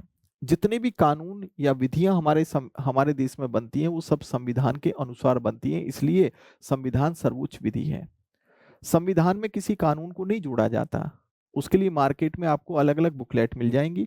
आप सूचना के अधिकार अधिनियम को पढ़ना चाहो तो आपको मार्केट में अलग से बुक मिल जाएगी, आईपीसी 1860 पढ़ना चाहो तो मार्केट में अलग से बुकलेट मिल जाएगी। तो कई बार एक छोटा कंफ्यूजन होता है, कई बार बच्चा जब स्टार्टिंग करता है तो उसको ये समझ में नहीं आता कि संविधान और कानून में क्या डिफरेंस है। ठीक है, तो संविधान तो हमारा ऑलरेडी जो है 1950 में भाई हमने लागू कर दिया था, वो संविधान है। और संविधान एक तरीके से शक्तियों का स्रोत है जो सरकारों को शक्ति देता है। और हमारे देश में जितने भी कानून बनते हैं या हमारे देश की जो सरकारें हैं ये इसी संविधान के अनुसार काम करती हैं और अपने दायरे में काम करती हैं। ठीक है, और शासन को चलाने के लिए अलग अलग कानून बनाती हैं, लेकिन कानून संविधान में नहीं लिखा जाता। कानून जो है उसकी अलग से मार्केट में आपको जो है बुकलेट मिल जाएगी। ठीक है, अब देखो संविधान को थोड़ा सा यहां पर अगर हम देखें, जो हमारा संविधान है जिसको हम कॉन्स्टिट्यूशन कहते हैं, देखो बेटा एक बात समझो यहां पर संविधान के विषय में। आपने देखा कि हमारा जो संविधान है, भारतीय संविधान, 26 नवंबर 1949 को क्या हुआ, ये इसको एडॉप्ट कर लिया गया। यानी कि कहने का मतलब है कि इसको एडॉप्ट किया गया। एडॉप्ट मतलब इसको स्वीकार कर लिया गया संविधान सभा द्वारा। संविधान सभा द्वारा स्वीकार कर लिया गया। और आपने ये भी देखा होगा कि 26 नवंबर को संविधान दिवस इसी दिन को बनाया जाता है। कभी कभी क्वेश्चन ऐसा आ जाता है, ठीक है, संविधान दिवस जिसको कॉन्स्टिट्यूशन डे कहते हैं। लेकिन ये जो हमारा संविधान है ये 26 जनवरी 1950 को ये लागू हुआ, यानी कि इम्प्लीमेंट हुआ। तो पहली बात तो दोनों चीजें अलग अलग हैं कि 26 नवंबर 1949 को हमारा संविधान स्वीकार किया गया संविधान सभा के द्वारा, लागू हुआ 26 जनवरी 1950 को। अब संविधान जो है, आपने देखा होगा कि संविधान को हम किस में डिवाइड करते हैं? भागों में, भाग यानी कि पार्ट्स में। और पार्ट्स को किस में डिवाइड करते हैं हम? अनुच्छेदों में, यानी कि आर्टिकल्स में। तो जब हमारा संविधान बना था उस टाइम पार्ट कितने थे लगभग? उस टाइम पार्ट थे हमारे 22। हालांकि आखिरी संख्या तो आज भी 22 है, लेकिन फिर भी अगर ABCD के रूप में देखें तो हम कह देते हैं कि 25 पार्ट हैं। आर्टिकल्स की बात करें तो आर्टिकल्स बेसिक कॉन्स्टिट्यूशन में 395 थे, और आखिरी संख्या के रूप में देखें तो आज भी 395 ही है, लेकिन फिर भी हम कह देते हैं कि लगभग 470 के आसपास है, क्योंकि ABCD के रूप में हमने और भी आर्टिकल जोड़े हैं।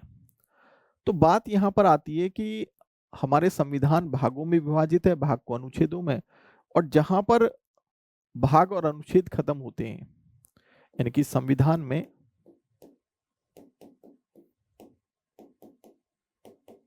भाग और अनुच्छेद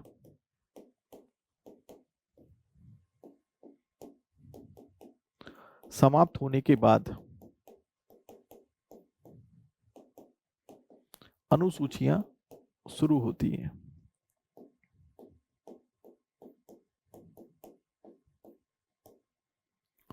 तो ये जो अनुसूचियां हैं जिनको हम शेड्यूल कहते हैं, ये बेसिक कॉन्स्टिट्यूशन में कितनी थी? 8, और आज कितनी है? 12 है। आज कितनी है? 12। तो यहां पर भी आपने देखा होगा कि थोड़ा बहुत यहां पर भी कंफ्यूजन रहता है, यहां पर भी कई बार कंफ्यूजन रहता है कि क्वेश्चन अगर आएगा तो कैसे करोगे भाई। जैसे यहाँ पर मैं बहुत सिली मिस्टेक स्टूडेंट करता है। तो पहली बात तो ये समझ में आ गया कि जो हमारा संविधान है वो एक तरीके से सर्वोच्च विधि है, और ये नियमों और उपबंधों का एक समुच्चय है। हालांकि संविधान एक सैद्धांतिक पक्ष को दर्शाता है, ठीक है, क्योंकि नियमों के अनुसार हमें काम करना है जो संविधान में लिखा हुआ है। संविधान के अनुसार ही सरकार को शक्तियां प्राप्त होती हैं, इसके सभी अंगों को अधिकार प्राप्त होते हैं, लेकिन संविधान इनके ऊपर एक दायरा भी तय करता है। इसलिए हम ये कह सकते हैं कि संविधान के अनुसार हम सीमित शासन को अपनाते हैं, यानी कि हमारे देश की सरकारें मनमाना पूर्ण व्यवहार नहीं कर सकती। इसी को हम सीमित और संवैधानिक सरकार कह देते हैं। बात आती है कि कई बार कंफ्यूजन होता है कि सर संविधान और विधि में क्या अंतर है, कानून में क्या अंतर होता है। तो हमने पर्टिकुलर अलग अलग सेक्टर को लेकर कानून बनाए हुए हैं, लेकिन कोई कानून संविधान में थोड़ी जोड़ा जाता है। लेकिन जो भी कानून बनेगा, चाहे किसी भी पर्टिकुलर किसी भी सेक्टर को लेकर बने, वो संविधान के अनुसार बनता है, क्योंकि संविधान सर्वोच्च विधि है, ठीक है। बात ये आती है कि चलो ठीक है, ये समझ में आ गया कि अब संविधान जो होता है, जो 26 जनवरी 1950 को लागू हुआ, तो हमारा जो संविधान है वो भागों में विभाजित है, भाग को अनुच्छेद में विभाजित करते हैं। तो मूल संविधान में अगर हम देखें तो 22 भाग थे, आज 25 भाग है, लेकिन आखिरी संख्या के रूप में आज भी 22 ही भाग है। अनुच्छेद बेसिक कॉन्स्टिट्यूशन में 395 थे, हालांकि आखिरी संख्या के रूप में तो आज भी 395, लेकिन बट हमने ABCD जोड़ के लगभग 470 है, जैसे small a, small b, small c, इस टाइप से, ठीक है। और संविधान में भाग और अनुच्छेद समाप्त जहां होते हैं वहां अनुसूचियां शुरू होती हैं। यहाँ पर इस तरह का ABCD का कोई सिस्टम नहीं है। मूल संविधान में 8 थे और आज 12 हैं। तो अगर यहाँ पर क्वेश्चन, कई बार कंफ्यूजन क्या आती है कि जैसे क्वेश्चन ये पूछा जाता है कि संविधान में भाग है, तो संविधान में अगर आपसे पूछा जाए कि संविधान में भाग हैं, अब इसमें ना तो ये दिया हुआ मूल संविधान, ना दिया वर्तमान संविधान, बस सिर्फ ये पूछ लिया। अब इसके ऑप्शन जो दिए हैं, ऑप्शन में दिया है कि जैसे मान लो ए ऑप्शन दे दिया कि 22 है, बी ऑप्शन दे दिया कि जैसे 25 है, सी ऑप्शन दे दिया कि मान लो 23 है, और डी ऑप्शन हो गया कि नन ऑफ दीज, इनमें से कोई नहीं। देखिए हमेशा एक बात ध्यान रखना कि अगर 22 ऑप्शन है तो आपकी पहली प्राथमिकता क्या होगी, 22 ही होगी, क्योंकि आखिरी संख्या तो आज ही 22 है। लेकिन अगर 22 ऑप्शन में नहीं है तो तब आप 25 लगा सकते हो, ठीक है।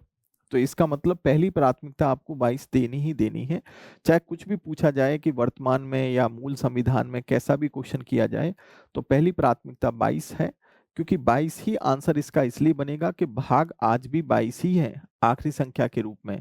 लेकिन बट हम 25 इसलिए बोल देते हैं कि हमने जैसे 14 का ए जोड़ा, हमने 4 का ए जोड़ा, इस तरीके से। लेकिन बट हमने कोई संख्या थोड़ी बढ़ाई है, हमने तो उसी में उसी के अंदर ही क्या है, हमने एक ए बी सी डी के रूप में जोड़ दिया है। अगर आपसे पूछा जाए कि संविधान में अनुच्छेद है, संविधान में आपसे पूछा जाए कि अनुच्छेद है, और ऑप्शन में दे दिया आपको, जैसे मान लो ये ऑप्शन में कह रहा है, आपके सामने कह रहा है कि ए, मेरी आवाज आप लोगों को आ रही है। ऑप्शन में कह रहा है जैसे मान लो 395 है, बी कह रहा है कि केवल 400 है, सी कह रहा है कि 470 है, और डी कह रहा है कि 500 है। तो भाई अगर 395 ऑप्शन है तो पहली प्राथमिकता यही आएगा। लेकिन अगर मान लो 395 नहीं है तो 470 के आसपास जो भी, या तो 470 हो, 465 हो, 475 हो, तो वो आप लगा दो, ठीक है। तो इसका मतलब आखिरी संख्या जो है वो 395 ही है, लेकिन बट हमने बहुत से article A B C D करके, small A B C D करके जोड़े हैं, तो इसलिए हम कह देते हैं कि 470 आर्टिकल्स हैं। लेकिन बट देखा जाए तो संख्या के रूप में, तो यानी कि ये आंसर क्यों आएगा, तो हम यहाँ पर तो संख्या के रूप में 395 है। अनुसूचियों में ऐसा कुछ नहीं है, वहां पूछा जाए कि मूल संविधान में कितने थे तो 8, और बेसिक कॉन्स्टिट्यूशन में आज की डेट में कितने हैं तो 12 है। तो वहां अनुसूचियों को लेकर इस तरह का कोई दिक्कत नहीं है। ओके, तो संविधान को लेकर तो चीजें आप लोगों को मुझे लगता है समझ में आ गई होंगी। अब बात आती है राजव्यवस्था, कि राजव्यवस्था का क्या मतलब है। देखिए राज व्यवस्था, अगर हम पॉलिटी की बात करें तो पॉलिटी का मतलब क्या है,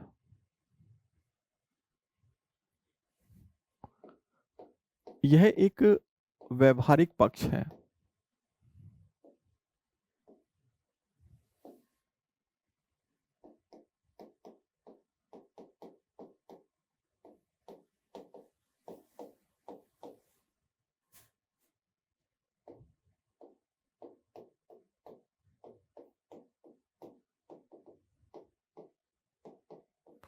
जिसमें समस्याओं का समाधान,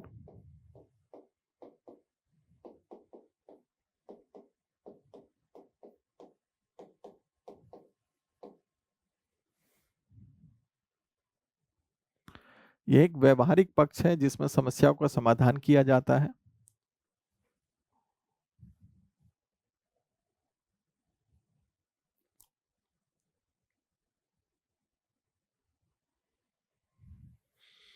तो हम इसमें ये भी लिख सकते हैं जैसे कार्यपालिका, विधायिका, न्यायपालिका और संस्थाओं के माध्यम से समस्याओं का समाधान, जिसमें समस्याओं का समाधान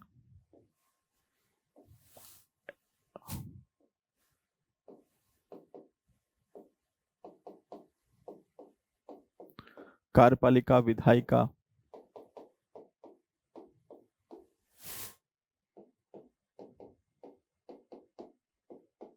न्यायपालिका व संस्थाओं के द्वारा किया जाता है।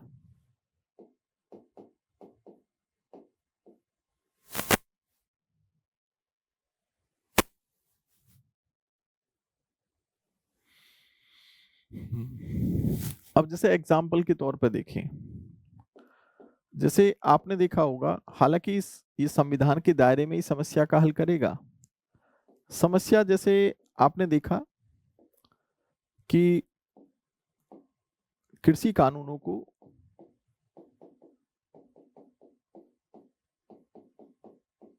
समाप्त किया जाना,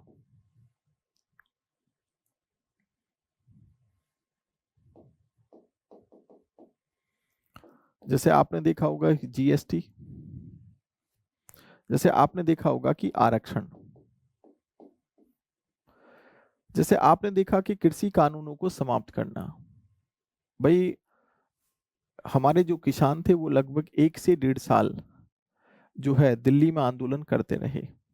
सरकार इधर से उधर नहीं हुई। सरकार को लगा कि हमें कृषि कानून जो 3 थे वो वापस लेने चाहिए। एक समस्या थी, तो सरकार ने अपना आदेश वापस लिया और कानूनों को वापस ले लिया।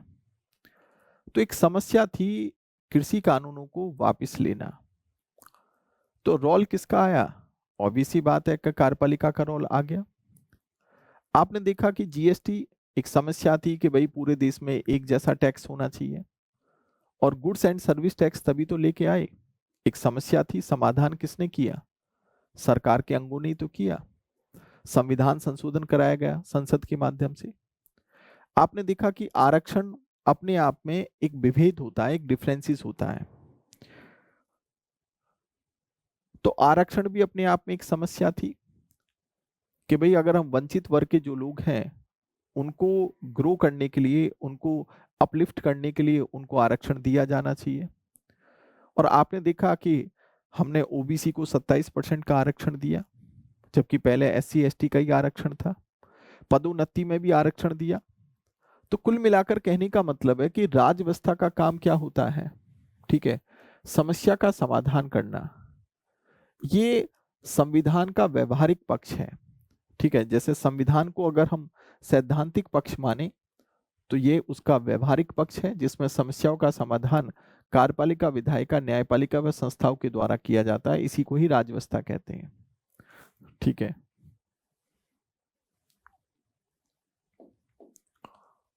तो समस्या का समाधान हम कह सकते हैं, समस्या का समाधान संविधान के दायरे में होता है।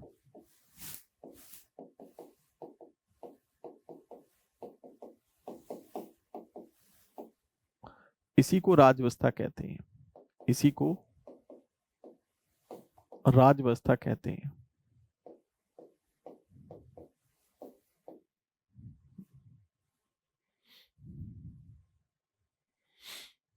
ठीक है, तो मैंने राज व्यवस्था बता दिया, मैंने आपको संविधान बता दिया। अब उसके बाद हम चलते हैं संविधानवाद पर। अब देखो यहां पर भी पॉइंट है एक संविधानवाद।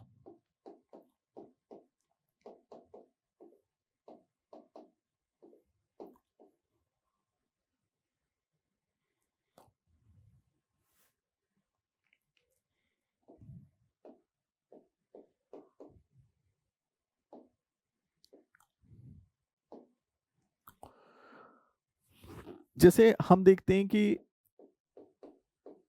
संविधानवाद है, कुछ देश ऐसे हैं जो संविधानवाद को अपनाते हैं और कुछ देश ऐसे हैं जो संविधानवाद नहीं है। तो एक अंतर क्या है? जहां संविधानवाद होगा वहां विधि का शासन होगा, और जहां संविधानवाद नहीं है तो वहां व्यक्ति शासन होगा, यानी कि व्यक्ति का शासन होगा।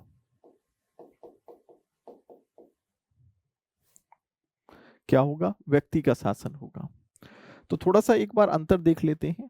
ठीक है, जैसे यहां पर विधि का शासन, यहां लिख लो व्यक्ति का शासन, यहां लिखो व्यक्ति का शासन।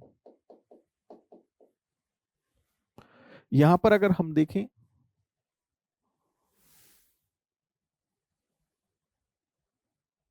यहां संविधान की सर्वोच्चता है,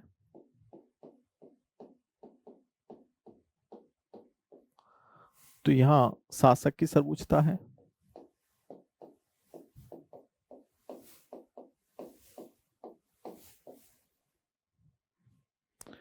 यहां पर मनमाना शासन नहीं,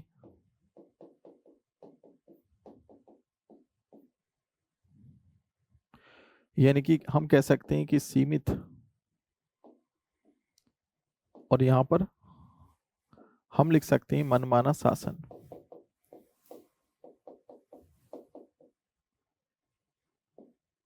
समझ रहे हो इस बात को?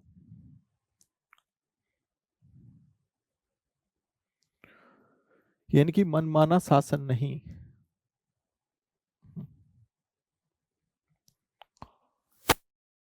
यहां पर लिख सकते हैं कि सीमित शासन है,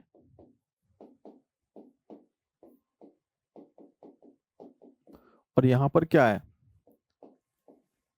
असीमित शासन है। सीमित शासन का मतलब है कि मैंने अभी बताया कि संविधान के दायरे में सरकार काम करेगी, यहां कोई दायरा फिक्स नहीं है। तो एक थोड़ा सा हमने अंतर देखा कि जहां संविधानवाद होता है वहां विधि का शासन अपनाया जाता है। विधि के शासन का मतलब क्या होता है? कि विधि सबके लिए बराबर है। भाई देखिए, अगर कोई व्यक्ति मर्डर कर दे, चाहे भारत का प्रधानमंत्री हूं, मैं हूं या आप हो, तो धारा 302 तो धारा सब पे लगनी है।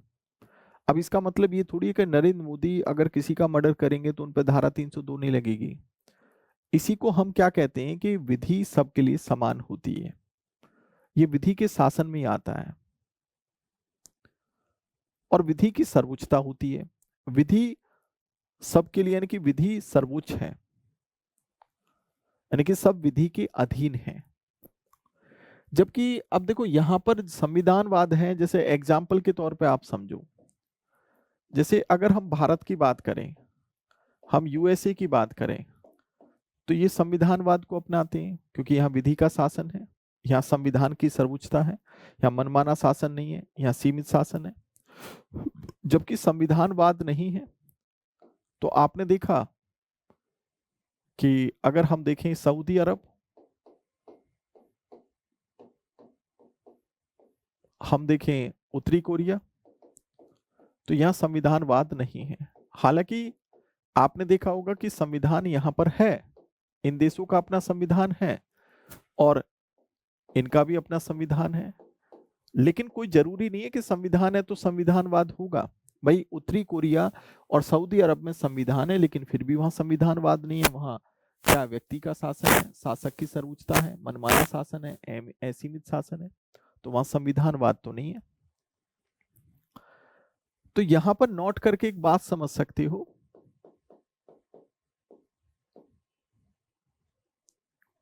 हम ये कह सकते हैं कि यदि संविधान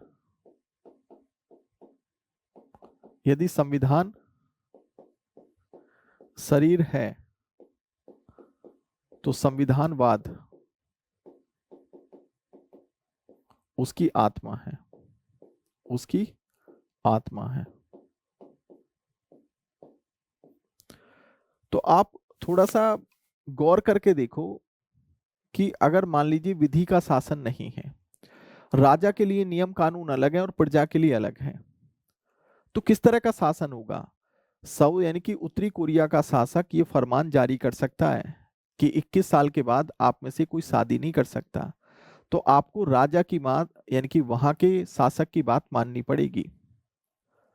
वहां का उत्तरी कोरिया का राजा ये तय करता है कि आपको कितने बजे से कितने बजे तक रेडियो सुनना होगा।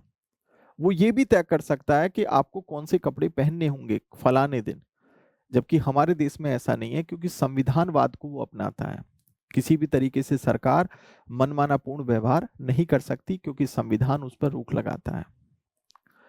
तो आई थिंक कहने का मतलब है कि मैंने इस समझाने का प्रयास किया कि संविधान अगर शरीर है तो संविधानवाद उसकी आत्मा है, और ऐसा कोई जरूरी नहीं है कि संविधान है तो संविधानवाद होगा, लेकिन ये तय है कि जहां संविधानवाद होगा वहां संविधान जरूर होगा। ठीक है। अब एक और बात अगर हम एक एक्सेप्शन के रूप में देखें, देखिए यहां पर अगर बात मैं करूं नोट करके, देखिए ब्रिटेन का संविधान नहीं है, ब्रिटेन का संविधान नहीं है, आप जानते हो, लेकिन ब्रिटेन संविधानवाद को अपनाता है, संविधानवाद को अपनाता है, ये ध्यान रखना, क्योंकि ब्रिटेन भी एक तरह का लोकतांत्रिक देश है। ओके, तो हम ये देख सकते हैं कि लोकतांत्रिक देशों में संविधानवाद मिलता है, लेकिन राजतंत्रीय देशों में हम देख सकते हैं कि हो सकता है कि वहां संविधानवाद ना हो। ओके, तो थोड़ा सा मैंने हल्का सा कंसेप्ट वाला पॉइंट क्लियर किया कि जहां पर कॉन्स्टिट्यूशनलिज्म होता है, जहां संविधानवाद होता है, वहां ये विशेषताएं मिलती हैं, जहां संविधानवाद नहीं है तो वहां इस तरह की विशेषताएं होंगी। सिंपल सी बात है कि अगर हम संविधान को शरीर कहें तो संविधानवाद उसकी आत्मा है और बिना आत्मा के शरीर बेकार है। तो अच्छा तंत्र वही माना जाता है जहां संविधानवाद को अपनाया जाता है। ओके, तो मेरी बात आपको समझ में आ रही है कि नहीं आ रही? मेरी बात आप लोगों को समझ में आ रही होगी। तो कुल मिलाकर कहने का मतलब है कि मैंने कुछ बेसिक बातें अभी थोड़ी सी क्लियर की, मैंने संविधानवाद के विषय में बताया कि कॉन्स्टिट्यूशनलिज्म क्या है, मैंने आपको ये बताने का भी प्रयास किया कि संविधान और राज्य व्यवस्था में क्या अंतर है, मैंने आपको ये भी बताया कि सरकार के जो स्तर है वो क्या है और सरकार के जो अंग हैं उनका क्या कार्य है, वगैरह वगैरह। तो ये क्लास भी अपने आप में बहुत महत्वपूर्ण है, पहली क्लास से भी कई क्वेश्चन आ जाते हैं, ठीक है, तो लेकिन बट कुछ बेसिक बातें हैं जो मैंने यहाँ पर बताई। ओके, सीमित शासन का मतलब आपको समझ में आ गया होगा, मैंने बताया कि जहाँ संविधान का दायरा, संविधान दायरा तय करता है, उसको हम सीमित शासन कह देते हैं। ठीक है, तो देखिए आज पहली क्लास थी, मैं कोई ज़्यादा लंबी क्लास नहीं ले रहा हूँ, आज 1.5 घंटे की हम क्लास ले रहे हैं और इसके बाद जो है हम अगली जो नेक्स्ट क्लास होगी कल से हम 2 घंटे की क्लास कर देंगे। ठीक है, और अगर मेरी बात आप सुन पा रहे हो तो कमेंट आप कर सकते हो, ठीक है, और कमेंट अगर आप करते हो तो मुझे भी अच्छा लगेगा। कुल मिला के अभी कल की क्लास में हम जो है पहला टॉपिक शुरू कर देंगे, लेकिन बट पहले सबसे पहले हम ये समझाने का प्रयास करेंगे कि ये जो वाले पॉइंट हैं और जो बचे हुए पॉइंट हैं, कि जैसे मैंने ये बता दिया था संविधानवाद तक, मूल ढांचे का सिद्धांत क्या है, बहुत ज्यादा देर नहीं लेंगे, 10 मिनट में इसको क्लियर कर देंगे। शक्तियों का प्रतिकरण भी ज्यादा टाइम नहीं लेंगे। लोकतंत्र और राजतंत्र, ये बेसिक बातें हैं, लगभग आधे घंटे में इनको हम कल की क्लास में खत्म कर देंगे और फिर हमारा पहला टॉपिक स्टार्ट हो जाएगा, जो ब्रिटिश एक्ट से ही हम स्टार्ट करेंगे और उस पर 1919 का जो एक्ट है, 1935 के एक्ट पे ज्यादा फोकस करके चलेंगे, क्योंकि वो अलग से आपकी क्लास में मेंशन है। तो आज की क्लास तो इतना ही। तो मैंने आज की क्लास में आपको जो है सिलेबस के विषय में भी बताया कि जो सिलेबस में है उसको सिलेबस के अकॉर्डिंग ही पढ़ाया जाएगा। ठीक है, नम्रता द्विवेदी, ओके, मेरी आवाज बेटा ओके क्लियर आ रही है कि नहीं आ रही? क्यों बेटा नम्रता? मेरी आवाज बहुत अच्छे से, और देखो इस क्लास का टाइमिंग डेली 3:30 से 5:30 रहेगा और डेली आप लाइव क्लास करिए, सबसे बेटर है। ठीक है, तो डेली बेटा आप लाइव क्लास जरूर करें। तो नम्रता, ये बताओ नम्रता, मेरी क्लास आपको समझ में आई है कि नहीं आई? आज की जो क्लास मैंने बताई है, और देखो मैं थोड़ा सा अपने विषय में बता दूं, मुझे लगभग 15 साल का पढ़ाने का अनुभव है और 15 साल से मैं आईएएस पीसीएस के बच्चों को पढ़ा भी रहा हूं। ठीक है, आप लोगों से बस इतना विश्वास के साथ मैं कह रहा हूं कि बेसिक से आप लोगों को समझाया जा रहा है, बेसिक से ही पढ़ाया जाएगा और जैसा आपका सिलेबस है उसी के अकॉर्डिंग आपको पढ़ाया जाएगा। ठीक है, आप ये है कि जब आप पॉलिटी पढ़ लोगे तो अब बड़े आराम से आप जो है अच्छे से क्वेश्चन पॉलिटी के निकाल पाओगे। इस बात की मैं फुल आपको विश्वास दिलाने की कोशिश, यानी कि मैं विश्वास दिलाता हूं कि आपकी पॉलिटी बहुत अच्छी हो जाएगी। तो नम्रता, क्लास आपको समझ में आई है कि नहीं आई है? ठीक है,